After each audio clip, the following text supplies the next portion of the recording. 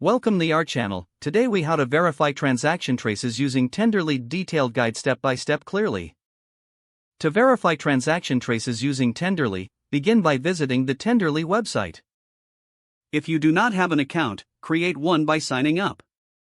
Once logged in, navigate to the dashboard. Select the project related to the transaction you want to verify. Click on the Transactions tab located on the left sidebar. In the Transactions list, locate the specific transaction by using the search bar or scrolling through the list. Click on the transaction to open its details view. Here, you will see a summary of the transaction, including its status and hash.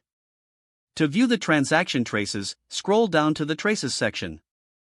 Click on the Show Traces button to expand this section. You will now see a list of all the traces associated with the transaction. Click on any trace to view its details.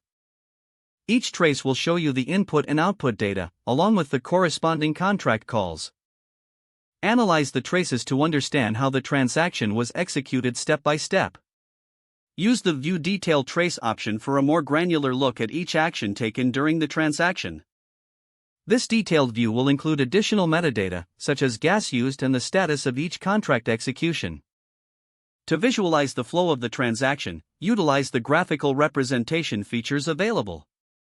You can filter the traces by specific events or contract calls if needed. Once you have reviewed the traces, you can take notes or export the data if required. By following these steps, you will be able to effectively verify transaction traces using Tenderly. If the page does not load, refresh the browser or try again in a private or incognito window. Make sure you are using the correct email address, then retype it carefully to avoid small typos. If your password is not accepted, use the reset option and create a new strong password you can remember. Check your spam folder for verification or security emails, then complete any requested confirmation steps. Enable two-factor authentication if available to improve account security and reduce unauthorized access risk. After signing in, review your profile details so your contact information and settings are accurate and current.